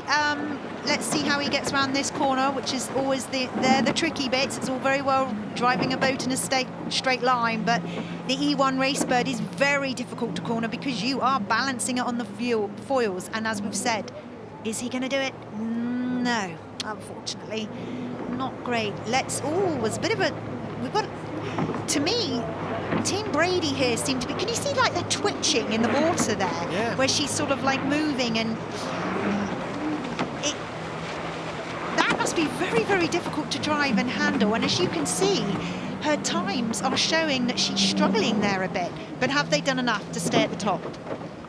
Well, they certainly have in the combined times for now, but they know they could have gone quicker, because in this particular session they are second to the other boat just behind them there that's recovering back towards the paddock area, the harbour, if you like. So yeah, Sam seems calm. Everyone done then now for this session. This is a tricky one to read, because above all, the conditions keep changing every time they go out. Yeah, I don't know whether Emma did a last lap there without trying that hard, because they were already at the top of the table, or whether there was a slight it kind of looked like a bit of a steering problem where she was twitching on the boat as it was driving, and she was sort of struggling to keep it to go nice and, you know, you obviously want it to be up, out of the water, flying, and in a smooth straight line. You don't want the back twitching. Yeah, well, even I could see it was all over the place. So if I can see it here on our screen in our commentary box, I can't imagine what it must feel like on board. Harbour open again then for all of the regular traffic to make their way in or out. There's the blue and pink missile that is Aoki Racing. Steve Aoki, of course, the world-famous DJ and record producer overseeing that team as they make their way back in. We'll have one more group to come. We are now on board with Brady. Also calm now as you come back in, but it was definitely not calm out there for Emma Kimmerleinen in the last few seconds of the run. I think you're absolutely spot on, though. It's the fact they get out first with no one else in the way and fewer distractions, and they really get a good, strong run in very early on, don't they? We'll jump on board then now with Aoki Racing and Danny Kloss. Danny, how's it going? I think Monte Carlo suits your style, I must say, but how's it feeling on the water? On the water. Hello everyone, how are you? Good. Happy with the result. The water was a little bit rough, I have to say. I tried to get a better lap time in this last lap, but yeah, there were some whip bakes from some of these super yachts here in Monaco. Oh my God. But it was good overall. Thank you. We've been saying the same thing about the yachts. Thanks very much, Danny. Yeah, spectacular surroundings as we now look forward. This is the view Danny himself has, the Catalan pilot from just outside Barcelona. Or in fact, just well, now living outside, but from the city centre itself, 36 years of age. The Dragon, it looks so good, doesn't it? I love the look of this particular race boat. Up goes the hatch immediately. Is that going to be enough? There's no more they can do now. All they can do is sit back and watch the last four teams, which includes Rafa, our championship leaders. And I think it's fair to say the pressure is on Tom Chap to see if they can get into that top five. But why are we banging on about the top five? It's about the running order in the qualifying races later. Let's get back down to Alex. Oben, first things first, how are you? How are you doing? Yeah, I'm great. I'm really good after the incident in Majori. We're just ready to bring it. Third in that, how did you find it? What are the conditions like? Yeah, the conditions are tough here. It's a little bit between Dubrovnik and Porto-Benese last year, but it's a good challenge for everyone, and it's showing where the driving comes out. You do have a brand new boat. How have you found it adapting? How difficult is it? Yeah, it's been difficult to get out all the teething problems in the boat, but I think we've done really well as a team to get through practice and in qualifying where we are at the minute. What are the positives of having a brand new boat? It smells amazing. What does it smell like? Tell us. Just fresh carbon. It's great. Ooh, can I have a smell? Absolutely. Thank you so much, Oben. Good luck. Thank you. Thanks, Oben, and thanks, Alex. We need to get the latest on that, Alex. Let us know later if there's some sort of air freshener or something down there. It's funny, she was said teething problems are the same as dialing it in. So Oben was, you know, thank goodness she's reiterated what I said. I'm not talking rubbish. It's actually, yeah, a lot of teething problems when you get a new boat. Is it right? You know, what is this? How's that handling? And yeah, I love the smell. It's probably like a new car. You know when you get in the new car smell? Yes, absolutely. That's what it will smell like in there. Oh, well, yeah, I think Alex will be straight down there before she goes back to the hotel later on. So Aoki leading the way, as you can see for yourself. Then it's Brady, Drogba, Alula, and Brazil. Now, this is important, of course. These are the first five teams that have their combined times now set. So all of the pilots' names, and you see their faces on screen there, in these particular five squads have now done their laps, all of them up to 3. They get the best lap of each pilot and get a combined average. So that's the first group, done and dusted now. We just have the second pilots of the remaining 4 teams to get out there, and then we'll get the shuffle to see where everybody is in the combined times.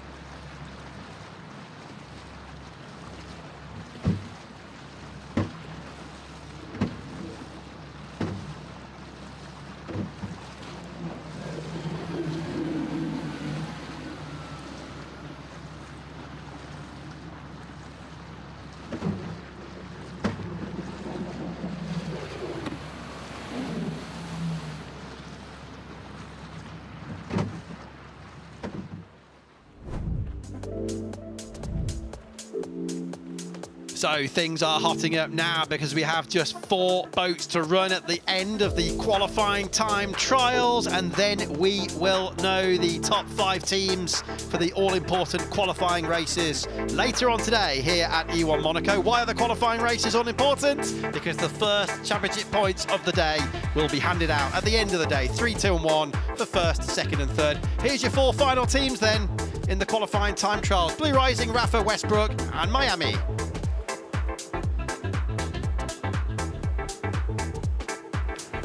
Rafa there with the orange livery, that Blue Rising to our left with the orange flashes either side of the cockpit, but primarily turquoise livery for them. Westbrook are red, and Miami chiefly a blue livery. Quite similar actually to Team Blue Rising. The Blue Rising and Miami boats can be quite hard to tell apart at times when you see them on a long shot, but we're getting ready to go. No major rush here, but let's see who goes first. And Team Blue Rising are away with Sarah Mizier, the pilot from Jamaica, away first. We have 15 minutes to go. The clock is counting down and we are underway. So the last 4 teams now, their teammates have done all they can do. And now these 4, Tom Chap for Rafa, Sarah Mizier, boom, hear the waves banging on the hull there. This is Team Blue Rising.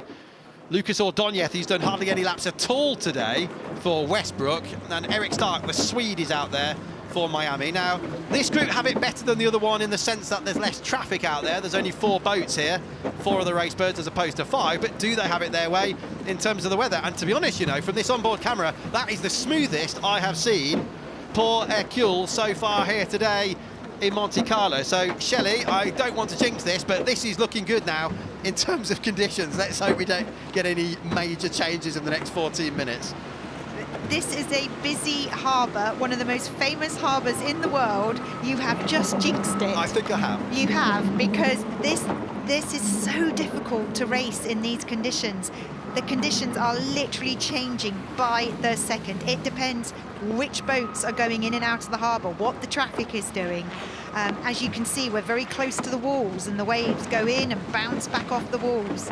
I just hope you haven't jinxed it. Oh, he's done a personal best though. Oh, she has, sorry, Sarah Mizier has done a personal best there, so maybe you're right. Well, let's find out. We're seeing personal best in Sector 1, personal best in Sector 2, but she's actually just crossed the line there, and I can tell you that I think the graphic's a bit behind the timing screen because she's done a 1:26.3. We're not going to get too excited just yet, of course, because they're the first to actually set a lap time in this session with these conditions. So let's see what the next lot can do. This is Westbrook now. Will Smith, Westbrook Racing, Will Smith. And indeed, Rafa Nadal were out in Italy and had a bit of a drag race in these race birds. They are 1,300 kilograms each. They are all electric. Blue Rising then now a second on the combined standings, as you can see, as that just updates on the left-hand side. Now, this is Lucas Ordonez. I hope he's had a good amount of sleep, you know, Shelley, because I was chatting with him a couple of days ago, and he was at home in Madrid, and he said, I'm just about to get into what he described as his Kia DB9 to drive the 13-hour drive from Madrid to Monte Carlo. It's about 1,400 kilometres he's had to do. Decided to avoid the stress of the airports. There's obviously busy, isn't there, at this time of year, and stuck to the roads instead. But as we said earlier, now I'm not joking, they've had a lot of technical problems with the wiring loom, electronic gremlins. So Lucas didn't get any laps in at all in the practice sessions running up to these qualifying time trials earlier on. I can just tell you he's slotted into second place, but it's 2.6 seconds down on Sarah Mizier and Blue Rising at the moment. We're still waiting for Rafa. That's Tom Chap, the French pilot, and also Eric Stark from Sweden with Miami.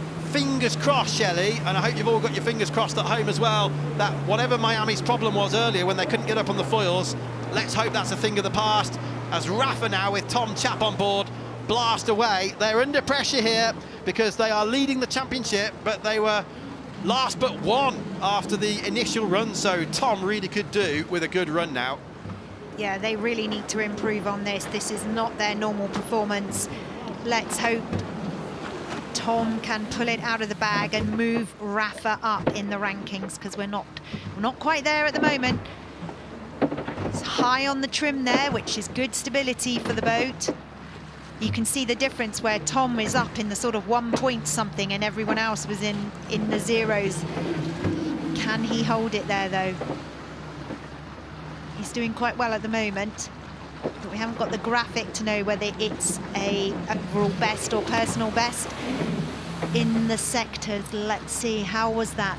Yeah, personal best in Sector 1. It's just flashed up blue here on our timing screen, and when you see that on the television screen across the weekend, it'll be green. So he's coming now up through the second sector, and it's personal best again. So, but we need overall bests. We do. Greg, we can't have personal best. We need overall bests to beat the others. They're down in 8th place, aren't they, Shelley, on the combined times after the first run. So the pressure is on young Tom Chap, and that was not supposed to happen there. With the swell on the water, he would have lost time there. Now you see all those washes coming in. That would have been horrendous for him in the E1 Racebird. Now that is definitely off of a boat movement. I can guarantee you there's a boat moving, and those swells have come in off of that. Now that's basically ruined his run for him. Looks like he's going to go for another one straight away. I don't blame him. But he's a very, very experienced pilot. He certainly knows what he's doing. He's actually, at 25, the youngest male pilot that we have in the field, but he's done all of the U1 events since we started with this championship at the beginning of last year. He's had a win, and he's had a further 4 podiums, so more often than not, Chap is on the podium. This, in the meantime, is Miami. Now, have those problems disappeared? Are they up on the foils? Yeah, well, more than they were earlier anyway, when they had those problems. But where are they? Look on the left-hand side of your screen, and unfortunately for Miami, they are still down. Look, they stay now as it goes blue and the time updates in 9th place. And if a picture could speak 1,000 words, there's your perfect example. Yep, she is not happy there. Eric looks like he's struggling as well. He's speaking to mission control there. You can see he's talking all the time, so he's obviously talking to his team saying, I'm sorry, but we've still got problems. Yeah, it was Anna Glennon there, his teammate, and she definitely had problems earlier on. I don't know whether it was a power-related issue. I thought her interview was particularly professional with Alex, because she was definitely putting a brave face on it. It must be very, very frustrating. As Anna said, though, it is all still very new technology. In theory, everything's equal because all of the boats are the same. It's down to the teams to make their own setup changes, the individual pilots, obviously. And a crucial element of the weekend is prop choice as well. There's different propellers available, and you choose one of the 3 or 4 available depending on the event at the start of today, and then another one for tomorrow, and then you are locked in, aren't you? Yes, and the prop choices we have are 4 different pitches. We have the 14-inch, 15-inch, 16-inch and a 17-inch pitch prop. So it depends what choice you want to make. I wouldn't say there's a huge amount of difference between each of those props, but there's definitely a difference between 17 and 14. The smaller the prop is for good acceleration, but doesn't give you the top-end speed. So it really is down to conditions of which prop you would choose. But we will never know what the teams have decided because it's all top secret. Yeah, it's a bit like front and rear wing settings in Formula 1, isn't it? Formula 1 car racing, something like that. You know, actually, when we were back at Maggiore, I was a bit cheeky and I tried to have a look at the props at the back of the boat, Shelley, and believe it or not, some of the teams were actually covering them up with anything, even like a plastic bag sometimes, to stop their rivals' spies. And I did hear a little birdie told me some of the teams are actually, I'm not going to say employing people especially, but getting a little spy down there. Might look like a fan, but it's actually connected to the team to try and see what everybody else is doing. So it's kept very secret, isn't it, to us, but they all try and find out what they're all doing. Well, I'm just going to correct you there slightly, Greg, because it's actually a safety feature. The props have to be covered as soon as they come out of the water. Ah, so it's not just because they're trying to hide it from their rivals. No, there is a bit of that as well. They are trying to hide what pitch prop they've got on from their rivals, but it's more importantly, as soon as the props come out of the water, they have a safety bag put on them. So basically, you can't go up and touch it, and it will slice through your finger. Trust me, I've done it. Oh, have you really? Right, yeah, definitely keep the safety bag in place then. As we look down on Westbrook, Will Smith Westbrook with Lucas Ordóñez, the Spanish racing driver, at the helm. These directional changes are being made through the steering wheel that you can just about see as he tips it left or right. At the bottom of your screen, flat on the throttle with his right foot, he's adjusting the trim. You can make incremental changes, up or down 1 with the trim, with the paddles at the back on the right-hand side of the steering wheel, up or down by 10 with the green and yellow buttons on the front of the wheel. Let's see if Westbrook jumped up on the left-hand side of your screen, and the answer, as you can see for yourself, is no. We're now looking down on Sarah Mizir, the Caribbean pilot from Jamaica, up on the foils. fastest in this session at the moment, but not quite as quick as Brady overall, which is why they're second on the combined standings. Westbrook have done 2 laps, everybody else has done 1. 3 is the maximum. Just under 6 minutes to go. Let's see what Blue Rising can do. I'm keeping one eye on the TV screen and trying to keep the other one on the timing screen, which is easier said than done. And they're coming up now to the last part of the lap. This is Miami we're looking at with Eric Stark. And they're on the back foot, of course, because of these problems they had earlier on. He's done a personal best in Sector 1. But no, he's off, I'm afraid. He's off by a couple of seconds in Sector 2, so I'm not expecting Miami to jump up. Look, they're still nearly 15 seconds down on the combined teams. Miami here are in real trouble so far, and let's hope it is only today here at E1 Monaco. It is not what they need, though, because they're already down in 8th in the championship in a field of 9. They are, 4 points ahead of Team Brazil at the bottom of the championship, but a good 30-odd behind Drogba, who are 7th. So the troubles continue at the moment. Hopefully, though, it's a temporary struggle for Miami. But as we heard in the interview earlier on, they've had trouble all year long so far. We're now on board with Rafa and Tom Chap. He's on his 2nd lap now, so he's the only pilot who's yet to finish 2 laps. Everybody else has. So Mizir, who's fastest in this session, is 2nd overall. That's Team Blue Rising, Virat Kohli's team. Will Smith's outfit, Westbrook, are 2nd, but 2nd in this session is not enough, as you can see. 2nd, 3rd and 4th in this session, 7th, 8th and 9th on the combined timesheets, right up against the smart mark. Remember, Tom Chap actually hit one of those smart marks in Italy 3 weeks ago. That's a good start to the lap. It's it's an overall best in Sector 1. He's got the boost on. You can see the boost going down, and now it's charging as he's taken his finger off that button, uses some more, lets it charge back up again as he comes down into the last corner. What's he done in Sector 2? That's not bad either. Personal best. The question is, and he's still got another lap after this, can he move up into that magical top 5? Well, he will be desperate to. He's absolutely hanging this race bird out. I can see there, look at the trim, it's only 0.0, which is mean that he's going as fast as he possibly can, but it gives him sort of unstableness, which he's got to fight with all the time. So he is pushing. Is it enough? No, it's not. He's on his 3rd lap now. They're still some way down, aren't they, on the combined times? And it just makes you wonder whether the conditions they had in their first session earlier on have really come back to haunt them here. That's a big gap, actually, isn't it, at the moment? But it's so frustrating. He's actually 2nd in this particular session, but when you combine the times with what we had earlier on from his teammate, Chris Lazaraga, she was really hit by the worst of the weather, I think it's fair to say, earlier on today. So it's left the pressure on them. This is their 3rd and final lap, as Miami now come through to start their 3rd and final lap with Eric Stark. Now, please, let's hope they've got these problems sorted out. What can he do? It's a damage limitation exercise now for Eric as he comes charging down the main straight here. Now, what can he do? Has he moved up or has he not? He is 9th at the bottom of the timing screens at the moment. We'll find out, of course, at the end of this 1.3 kilometres down into the turn 1 section. You've got to now keep to the left of that yellow smart mark, which he's done successfully. Coming down to the far end of the course, you're heading off towards the yachts. Oh, it's landing heavily, isn't it? That is not the sound you ever want to hear. Driving an E1 race bird, that means that you're dropping into the water very heavily. You might as well be putting on the brakes, Greg, as every time you drop, you can see the grimace on his face as he is piloting this E1 race bird. It is just not handling how it's supposed to. And as you said, Anna was very cagey in her interview. She wouldn't really let us know what the problems were, but I'm not sure it's going to help them much. Where oh dear, it's uncomfortable just to listen to it, never mind to feel it. Now you can see the trim is right up at one point. That's because he's so unstable, he's having to trim up to stabilize the boat. But if you do that, you lose the speed. So it's a catch-22 situation. Whereas when you saw Team Blue Rising just now, they were right back down in the 0 trim and they had so much more speed.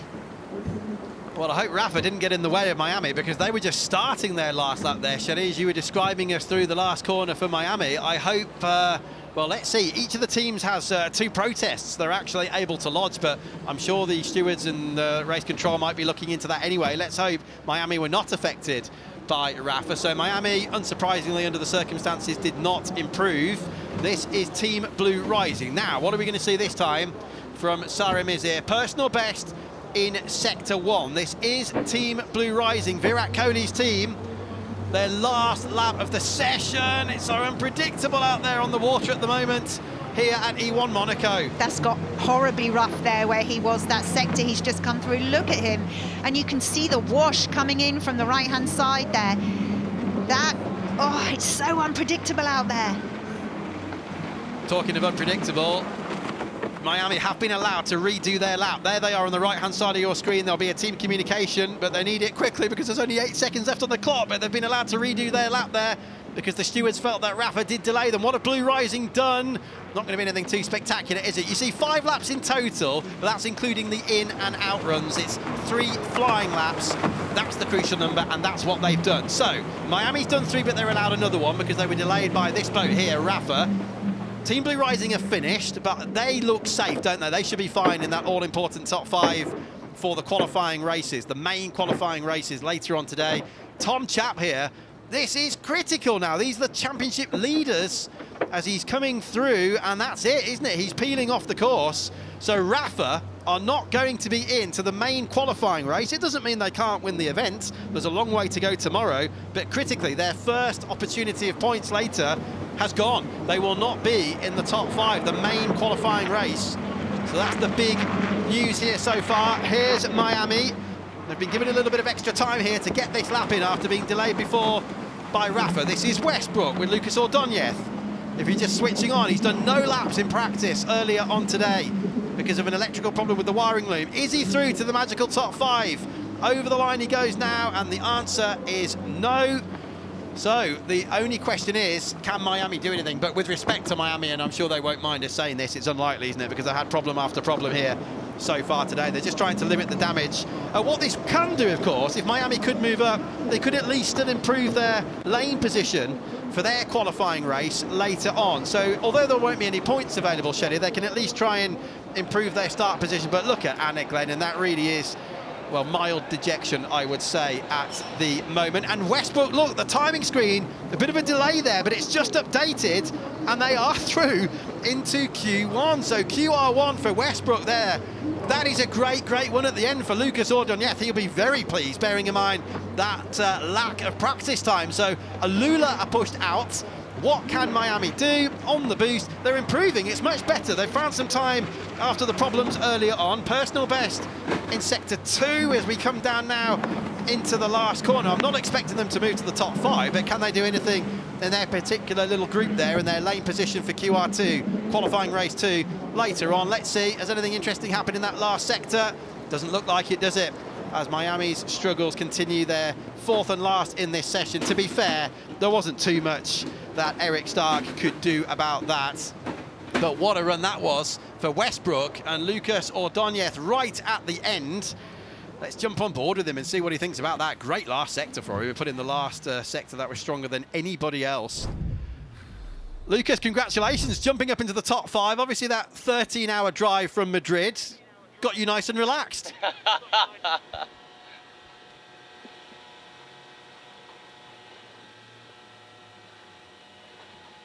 Sorry guys, I just understood that I did a 30 hours drive from Madrid, but I don't know if you hear me, but yeah, really happy for Westbrook Racing.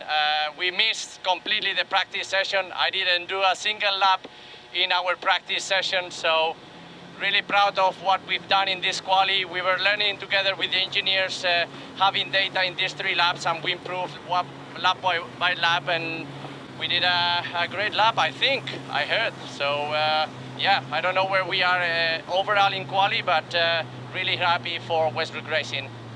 5th overall, Lucas, P5. How are the conditions now out there?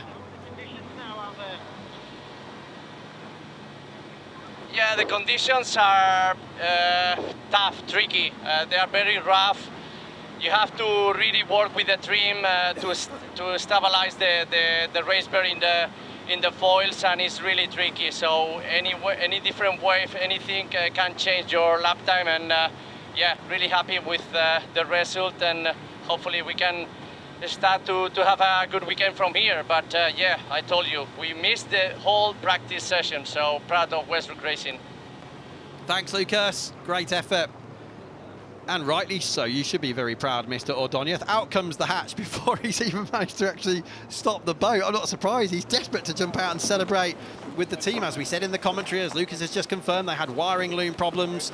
That really is an example of teamwork, isn't it, Shed? I mean, you run a team in powerboat racing. You've been involved as a driver for many years as well. You know what you're doing. And that really was a team and two pilots under pressure. And they really did deliver there.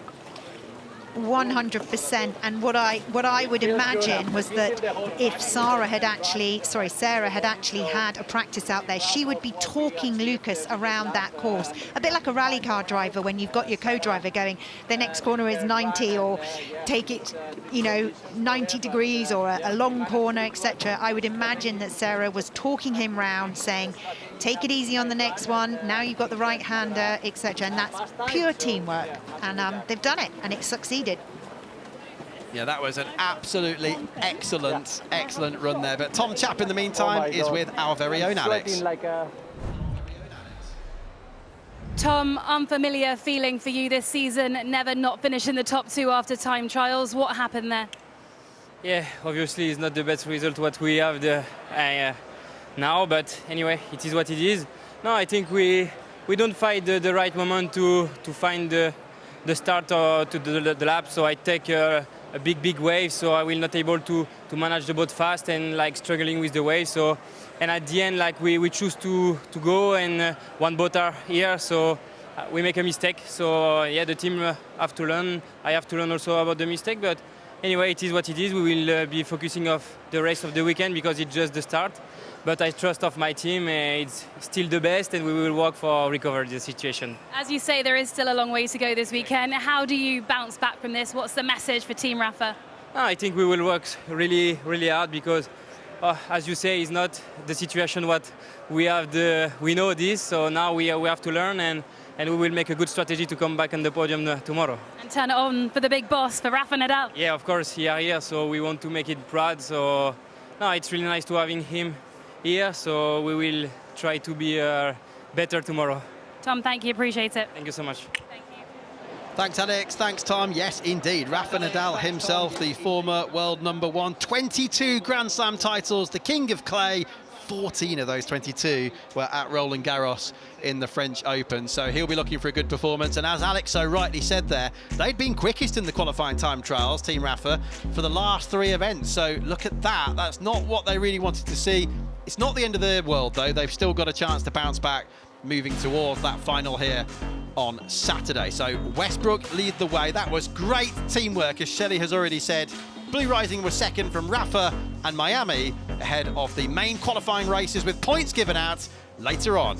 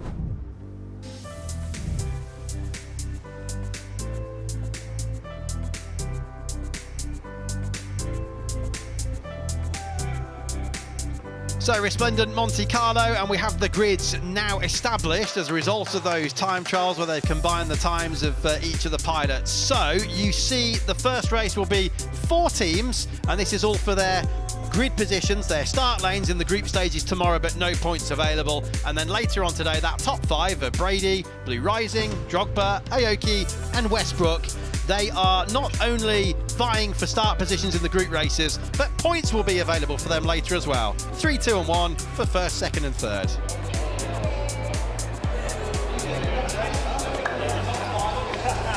Brady very pleased, of course, off the back of that victory at Lago Maggiore up in the north of Italy 3 weeks ago. Their first as reigning champions this season, and quickest here so far with Emma Kymäläinen, you saw. There she is, and Tom Brady, the Finnish female pilot and the Welsh male pilot. First, that's what they wanted to see here in the world-famous Port Ecule here in Monte Carlo. A little bit cooler than it usually is. It's 28 degrees. It's usually about 32. That's the average for July here in the Principality. So, very quick break. We'll be back in about 18 minutes for those qualifying races when the first points of the weekend will be dished out.